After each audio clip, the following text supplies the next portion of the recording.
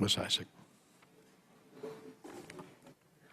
Honorable Chairman Royce, Ranking Member Ingo, and distinguished members of this committee, I'm honored to be here today. Thank you so much for having a crucial hearing that really is a matter of life or death. I'm not talking to you as an attorney, I'm not talking as a politician, I'm talking about being a human being who's been on the front lines. I've been to Sinjar Mountain. I've met the girls that have been kidnapped and raped by ISIS. And I'm telling you that we need to give them seeds of hope to know that they can live and thrive in their home. I'm here because I promised these people, my friends across the world, that I would be their voices today. Here are their narratives. I'm here today because of a woman I met named Ikhlas. Ikhlas was in Mosul at home at night, and out of nowhere, ISIS came in and said, you have two choices. You either convert to Islam or you pay the jizya. She gave them the money and she said, give me 1 minute because my daughter is in the bathroom taking a shower. I'm just going to get her out. They said, you don't have 1 second. They took a torch.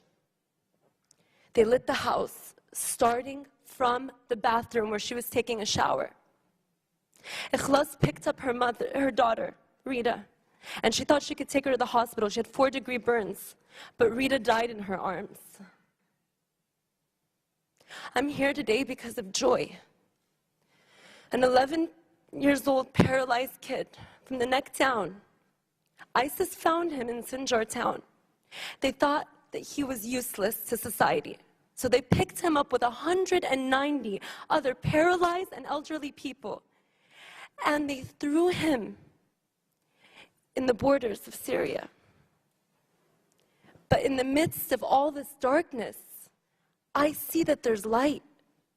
Light can break through the darkness, and we need to take our role as human beings, push them, and help them to survive and thrive. Let me tell you what happened to Joy. The heroes of today, the Peshmerga army, found him with the other 190, and they rescued them. And today they're living in safety. And the Peshmerga army, who's out there risking their lives, are doing this on a constant basis. They are constantly rescuing the innocent. One of those innocent girls that I met, I don't want to disclose her name for privacy purposes. She's 15 years old. And in one night in Sinjar town, ISIS came in and took her with a group of hundreds of girls into a broken down building. And ISIS came in and they started the trade, trading her off, categorizing these girls as merchandise, depending on whether they were beautiful in their eyes, how old they were, whether they were virgins or not, literally treating them like merchandise. She was sent off, and she was being raped on a constant basis, and she decided to make an escape. She believed that she'd rather die trying. She believed that somebody out there, another human being, would help her if she made an escape. And in one night, she broke out of a window and she started to make a run for it. My brave friend went hours hiking on the top of the Sinjar mountain, but ISIS came back for her and took her back. When she went to that house, they starved her, they beat her, and again, she said, I'd rather die trying. ISIS forgot to fix the window they broke. And she made a run for it. And this time she made it to the very top. And who was there to stand by her side? The Peshmerga army, the Kurdish regional government, who have already rescued at least 480 girls and children, 30 of which are impregnated. Many of those that have been impregnated by ISIS committed suicide.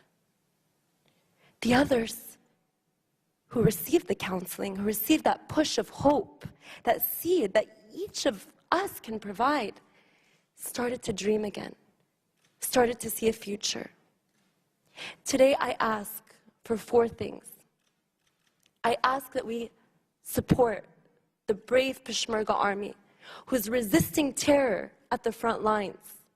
They're not just fighting to protect their land. They're not fighting to preserve the religious minorities alone. They're fighting for the entire world. Second, I ask that we provide humanitarian assistance, more and more of it, because today there's about 2 million refugees and IDPs living in the Kurdistan Regional Government region, and they need our support. They need psychological counseling to deal with the trauma. We're talking about a future generation here. Let's help them get the support that they need. Let's help the brave government that's on the front lines, the army that are truly the boots on the ground. I ask that we recognize their amazing rescue efforts. And lastly, I ask of you to help their partners. Country like Egypt, who is now taking hundreds of thousands of Syrians in their own land. Country like Egypt, when President Sisi had heard that 21 Christians were killed in Libya, acted immediately by deploying those airstrikes. Country like Jordan is taking in hundreds of thousands of IDPs and refugees and also fighting on those front lines. Let's support them, because this is a matter of national security. It's not about them, it's about all of us together. And I have a video, if we have a moment to show. These girls are going to share with us their stories. Without objection. حتى أوصل صوتي النازحين وأوصل صوتي اللي أكبر مني، حتى إذا يقدر يسوي لي شيء يسوي لنا حتى نرجع. هي أزمة وتنقضي، حتى نرجع ونخلص من هاي الأزمة وتروح إن شاء الله. مين عايز يغير الدنيا؟ مين عايز يغير التاريخ؟ مين فيكم جاهز يغير التاريخ لشعبكم؟ مين جاهز؟ These girls were kidnapped by ISIS. ما تقدر كل أحد. وأنت جاهزة تساعدي إخواتك بالموت وبالعيش. وإحنا بالموت وبالعيش جاهزين نساعدك. كلنا واقفين جنبك. These girls have hope. They have hope that we're going to help them. Let's all do it together. Thank you. Thank you. Thank you, Jacqueline.